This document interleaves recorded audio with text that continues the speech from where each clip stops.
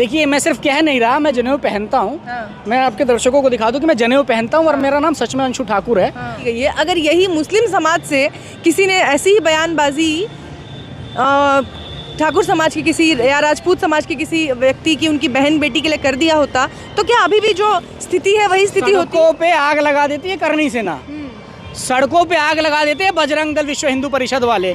अगर किसी मुस्लिम समाज के व्यक्ति ने किसी, आप ठाकुर छोड़िए, किसी हिंदू समाज की बेटी के खिलाफ उल्टा बोला होता, मैं कहना चाहूँगा आपके चैनल के माध्यम से कि आज कहाँ है कंगना रनावत, आज कहाँ है स्मृति ईरानी? इनके मुंह में कैसे, इनका मुंह क्या सिल गया है, इनके मुंह में दही जम गया है। एक ये चूड़ी देने वाली प्रधानमंत्री को स्मृति ईरानी, जो चली गई अपने पौराणिक धारावाहिक में जाके सीरियल बनाने का काम कर रही है, ये क्यों नहीं बोल रही? नमस्कार, जनता लाइव देख रहे हैं आप और मैं हूं आपके साथ पूजा। और इस वक्त मेरे साथ समाजवादी पार्टी के छात्र अध्यक्ष जो हैं वो गाज़ियाबाद ज़िले के, वो मेरे साथ मौजूद हैं, अंशु ठाकुर जी। और अंशु ठाकुर जी, आपसे जिस मुद्दे पर हम बात करने आए हैं वो भी समाजवादी पार्टी से जुड़ा हुआ है, क्योंकि समाजवादी पार्टी की जो कैराना सीट से लोकसभा सांसद हैं इकरा हसन, उनको लेकर जिस तरीके का बयान दिया है करनी सेना के जो व्यक्ति हैं योगेंद्र सिंह राणा, उनका आपने बयान सुना होगा। निकाह उन्होंने बाकायदा पढ़ भी लिया, खुद ही कबूल भी कर लिया, और उसके बाद वो दोबारा भी उनका एक वीडियो है जिसमें वो कहते हैं कि मैं अपने बयान पे कायम हूँ और मैं उनको इस बात की भी मंजूरी देता हूँ कि जब वो निकाह करके आएंगी तो वो नमाज़ भी अदा कर सकती हैं, तमाम चीज़ें कर सकती हैं। तो सबसे पहले जिस तरीके से इकरा हसन को उन्होंने निकाह किया, उसके बाद वो कह रहे हैं कि मुझे कबूल है बिना उनकी किसी रजामंदी के और बिना उनसे किसी बात के, तो ये जो पूरा बयान है इसे आप कैसे देखते हैं? और ख़ास तौर से एक महिला को लेकर जो कि एक सम्मानित सांसद हैं उनको लेकर। देखिए, सबसे पहले ना हम देखेंगे कि जो योगेंद्र सिंह राणा हैं ये किस विचारधारा को समर्थन करते हैं। अगर आप तहकीकात करेंगी तो आप अंत में पाएंगी कि कहीं ना कहीं इनकी विचारधारा भारतीय जनता पार्टी से मिलती है, और भारतीय जनता पार्टी वही विचारधारा है जो लगातार इस देश में आज़ादी के बाद देखिए या आज़ादी से पहले देखिए, इन्होंने हमेशा महिलाओं, जो उभरती हुई महिला हैं, ये इनकी आंखों में चुभती हैं।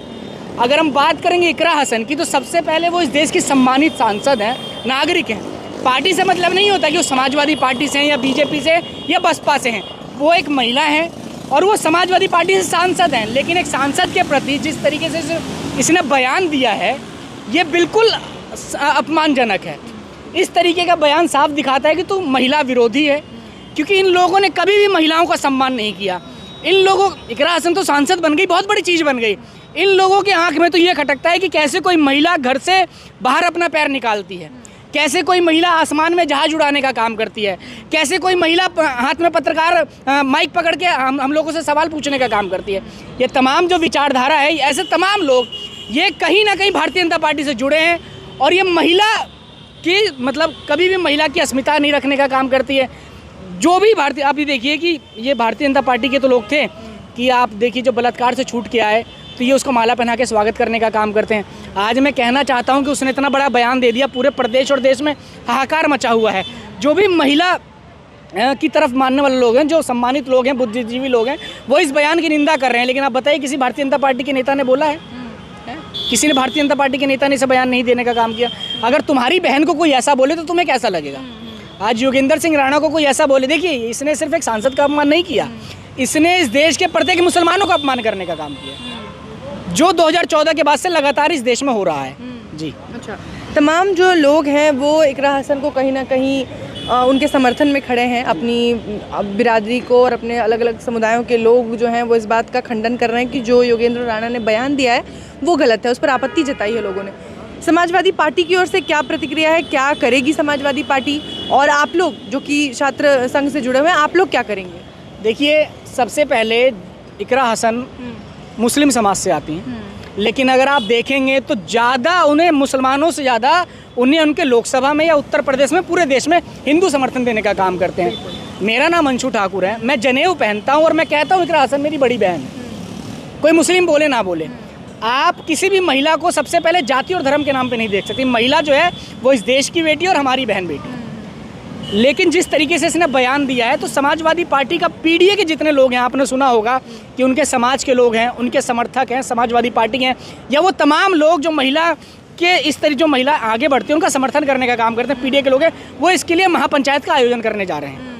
और उसके बाद समाजवादी पार्टी भी उन पीडीए के लोगों के साथ है, क्योंकि पीडीए की आवाज़ समाजवादी पार्टी उठाने का काम करती है। जब तक ये माफ़ी नहीं मांगेगा तब तक इसके खिलाफ यूं ही समाजवादी पार्टी हो या पीडीए के लोग हों, वो तो दावा करने का काम करे, वो तो कह रहे हैं कि इस पर मुकदमा होना चाहिए।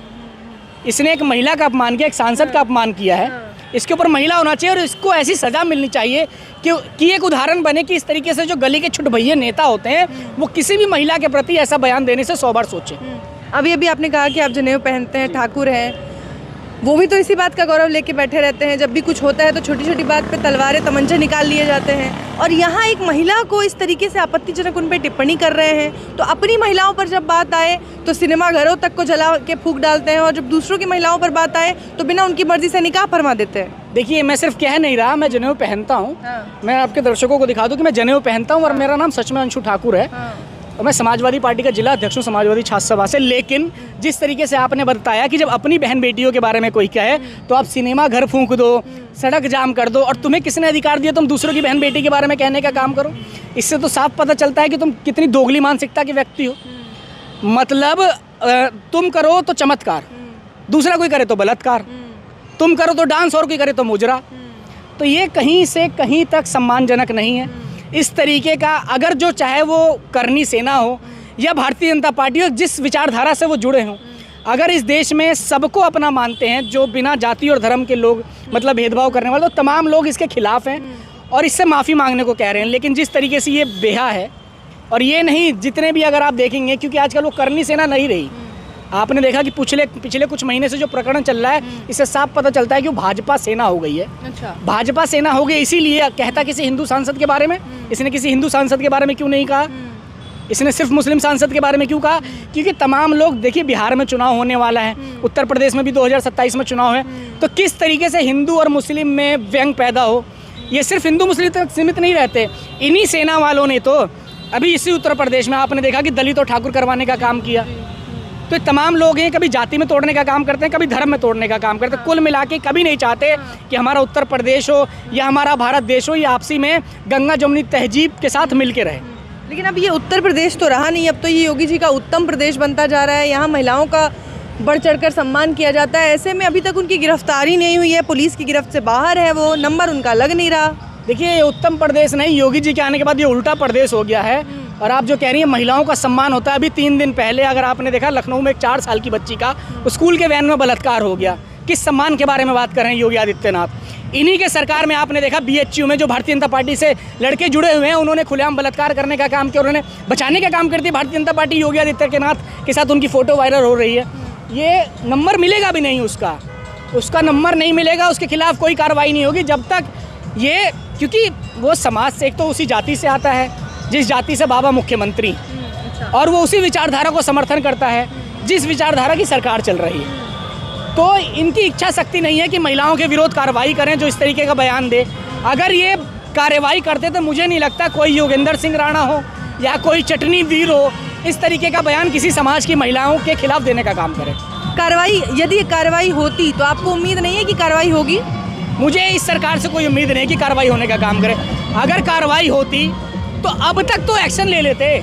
जिस तरीके से योगी आदित्यनाथ सदन में टेबल पीट के कहते हैं कि मिट्टी में मिला देंगे, उसके बाद आप देखते हैं कि उसका एनकाउंटर हो जाता है, उनकी हत्या हो जाती है, गोली लग जाती है, पुलिस की अभिरक्षा में सही। लेकिन इसमें क्यों नहीं योगी आदित्यनाथ टेबल पीट रहे हैं? करनी सेना हो, बजरंग दल हो, विश्व हिंदू परिषद के लोग हो, ये वो लोग हैं जो किसी भी छोटी छोटी बात पर अपने आप को उसके लिए जिम्मेदार मान लेते हैं और उन तमाम चीज़ों के लिए खड़े हो जाते हैं, सड़कों पर उतर आते हैं। चाहे फिल्में हो, चाहे किसी तरीके का कोई किसी चीज़ की प्रदर्शनी हो, या लोग अपनी अभिव्यक्ति की आज़ादी तक का इस्तेमाल करें, तो इनको आपत्ति होती है। और जब ये इनके उपाध्यक्ष, राष्ट्रीय उपाध्यक्ष के पद पर बैठा एक व्यक्ति एक माननीय सांसद को इस तरीके से बयानबाजी करता है, तो उस पर अपनी करनी सेना ही इनकी आपस में कोई कार्रवाई नहीं है, कुछ नियम नहीं है। देखिए, जिस तरीके से आपने बजरंग दल का नाम बताया, विश्व हिंदू परिषद का नाम बताया, तमाम संगठनों का नाम बताया, आप ये बताना भूल गई कि भारतीय जनता पार्टी से ताल्लुक़ रखते हैं। अच्छा, ठीक है। दूसरी बात, इन्हें ये कौन अधिकार देता है कि किसी फिल्म में अगर कोई सीन आ जाए, फिल्म में कोई नाम आ जाए, कोई किरदार आ जाए, तो उस पर ये पुतले जलाने का काम करते हैं, सड़क जाम कर देते हैं, हॉल में जाके तोड़फोड़ी करते हैं। लेकिन आपने इन संगठनों को कभी देखा कि उत्तर प्रदेश में 5000 स्कूल बंद हो रहे हैं मर्ज के नाम पे, उसके लिए कभी आवाज़ उठाए? इन संगठनों को आपने कभी देखा कि किसान आंदोलन, इतना बड़ा किसान आंदोलन बैठा था, सैकड़ों हजारों किसान हमारे शहीद हो गए, उनके लिए जो काला कानून निकला उसके खिलाफ कोई आवाज़ उठाए? कभी आपने इन संगठनों को देखा कि देश में जिस तरीके से 45 साल का बेरोजगारी का रिकॉर्ड टूट रहा है, वो मोदी जी के राज में, योगी आदित्यनाथ के राज में लखनऊ से लेके गाजियाबाद तक, गाजीपुर से लेके गाजियाबाद तक युवा सड़क पे धरने दे रहे हैं, लाठी खा रहे हैं, तब ये सेनाएं क्यों नहीं बोलती? इन सेनाओं को तब भी तो बोलना चाहिए। लेकिन जरा सी बात पे आपको किसने अधिकार दिया कि आप किसी महिला के ऊपर टिप्पणी करने का काम करें? और ये लोग तब कहाँ थे जब इसी राजस्थान में भारतीय जनता पार्टी की सरकार में इसी करनी सेना के अध्यक्ष को, गोगामड़ी को घर में घुस के गोली मार के चले गए? तब इस करनी सेना ने क्यों नहीं पुतले जलाने का काम किया, टायर फूकने का काम किया? एक सवाल ये भी है कि जो बयानबाजी अभी एक मुस्लिम समाज की बेटी पर, सांसद पर की गई है, अगर यही मुस्लिम समाज से किसी ने ऐसी ही बयानबाजी ठाकुर समाज की किसी या राजपूत समाज के किसी व्यक्ति की, उनकी बहन बेटी के लिए कर दिया होता, तो क्या अभी भी जो स्थिति है वही स्थिति होती? सड़कों पे आग लगा देती है करनी सेना, सड़कों पे आग लगा देते हैं बजरंग दल, विश्व हिंदू परिषद वाले। अगर किसी मुस्लिम समाज के व्यक्ति ने किसी, आप ठाकुर छोड़िए, किसी हिंदू समाज की बेटी के खिलाफ उल्टा बोला होता, मैं कहना चाहूँगा आपके चैनल के माध्यम से कि आज कहाँ है कंगना रणावत, आज कहाँ है स्मृति ईरानी? इनके मुंह में कैसे, इनका मुंह क्या सिल गया है, इनके मुंह में दही जम गया है? एक ये चूड़ी देने वाली प्रधानमंत्री को स्मृति ईरानी, जो चली गई अपने पौराणिक धारावाहिक में जाके सीरियल बनाने का काम कर रही है, ये क्यों नहीं बोल रही कि एक सांसद, चाहे वो किसी पार्टी की सांसद हो, किसी धर्म की सांसद, किसी धर्म से ताल्लुकात रखती हो, लेकिन है तो इस देश की माननीय सांसद, है तो इस भारत की बेटी, इस भारत की बेटी के खिलाफ इस तरीके के बयान हुए, क्यों नहीं कर ये स्मृति ईरानी या कंगना रनौत या भारतीय जनता पार्टी में जितने भी महिलाएं हैं, क्यों नहीं कोई इस पर बयान देने का काम कर रहा? एक और आपने सुना होगा कथावाचक हैं अनुरुद्धाचार्य जी, जिसने अभी अखिलेश यादव को लेकर भी एक वीडियो वायरल हुई थी उनकी, एक सवाल पूछ लिया तो बाद में जाके कहते हैं कि मुसलमानों से कभी रास्ता अलग नहीं किया, हमसे कहते हैं कि आज से आपका और हमारा रास्ता अलग। वो भी महिलाओं को लेकर एक विवादित टिप्पणी करते हैं कि महिलाएं जो हैं आजकल 25-26 साल में शादी होती है, उससे पहले उनके कई अफेयर होते हैं, कई चक्कर होते हैं। सीधे उनके भाषा में कहूँ तो कहते हैं कि कई जगह मुंह मार के आई होती हैं, ये उनकी बयानबाजी है। तो महिलाओं को लेकर जो ये मानसिकता है, ये जो सड़ी गली मानसिकता है, जो कथावाचक बन के बैठे हैं इस समाज में, कैसे देखते हैं? ये कथावाचक नहीं है, बहुत बड़े ढोंगी हैं और इन्हें बाबा कहना बंद करना चाहिए। जनता को कहीं बाबा नहीं है, इन्हें तो यही नहीं पता कि राधा लिखा हुआ है भागवत में या आधा लिखा हुआ है, इन्हें तो इन्हीं का फ़र्क नहीं पड़ता। और जिस तरीके से महिलाओं को गलत नज़र से देखते हैं, मैं हमेशा कहता हूँ कि ये लोग वही लोग हैं जिन्होंने शुरू से ही पितृसत्ता का समर्थन करने का काम किया है, जो लगातार मनुवादी को मानने वाले लोग। इन्हें संविधान से कोई लेना देना नहीं, और देश में प्रगति करती हुई हर महिला इन्हें चुभती है। इन्हें लगता है कि इस देश के सड़कों पे सिर्फ मर्द ही हमारा सांड की तरह घूम सकता है, कोई महिला रानी लक्ष्मीबाई की तरह नहीं घूम सकती, इनसे सवाल नहीं उठा सकती। लेकिन जब अगर महिलाएं तरक्की करती हैं तो इसी तरीके से ये देश की किसी भी महिलाओं को, मुझे तो लगता है अपनी बहन बेटी के बारे में भी ये इसी तरीके का सोचता होगा। और इस देश को 2014 के बाद बाबाओं ने ज़्यादा बर्बाद करने का काम किया है। एक बाबा पर्ची निकालने का काम करता है कि मैं भविष्य पहले पर्ची निकाल के, वो भी महिलाओं को खाली प्लॉट बताते हैं। मैं बता रहा हूँ, ये भी महिलाओं को खाली प्लॉट बताते हैं। इनका बस चले तो हर महिलाओं पे कब्जा करने का काम करें। और आप देखिए, चाहे कुंभ हो या कहीं हो, उनके रहते हुए लोग मर गए लेकिन इनकी पर्ची नहीं निकली। इसी तरीके से अनिरुद्धाचार्य भी है। एक विपक्ष के नेता ने, एक प्रदेश के पूर्व मुख्यमंत्री ने, पार्टी के राष्ट्रीय अध्यक्ष जी ने जब इन्हें कथावाचक है, इनसे भागवत का ज्ञान पूछा तब नहीं बता पाए, और उन्होंने बताया कि तुम्हारा रास्ता अलग है। उन्होंने इसलिए बोला तुम्हारा रास्ता अलग है क्योंकि आप जाति और धर्म के नाम पे देश को बांटते हो। आप हिंदू में भी लोगों को शूद्र कह के आप ऊंच नीच का भेद पैदा करने का काम करते हो, जबकि आपको वर्ण व्यवस्था के बारे में नहीं पता। अखिलेश यादव जी ने उस पर टिप्पणी करने का काम किया, तुम्हारा ज्ञान चक्षु खोलने का काम किया, तो आपने उस मुद्दे को दबाने के लिए, देश में हिंदू मुस्लिम बनाने के लिए आपने क्या कह दिया कि उनका रास्ता तो वो है जो मुसलमानों का रास्ता है। अरे जो तुम्हें ज्ञान दिखाए आप उसे मुसलमान बता दोगे, जो तुमसे सवाल करे आप उसे खालिस्तानी बता दोगे, जो तुम्हारे खिलाफ में बोले आप उसे एंटी नेशनल बता दोगे, तो ये देश कैसे चलेगा? तो योगेंद्र राणा के इस बयान को आप व्यक्तिगत तौर पे नहीं देखते हैं, ये राजनीतिक बयान है?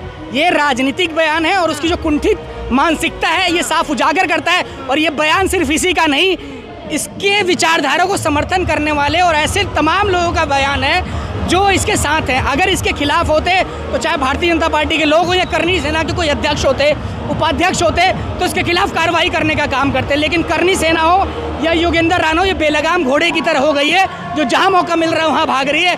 अब इनके ऊपर कोई ऐसा आना चाहिए जो चाबुक चला के इन्हें कंट्रोल में करे, और ये तभी होगा जब उत्तर प्रदेश की सरकार बदलेगी। बहुत बहुत शुक्रिया आशु ठाकुर जी, बहुत धन्यवाद।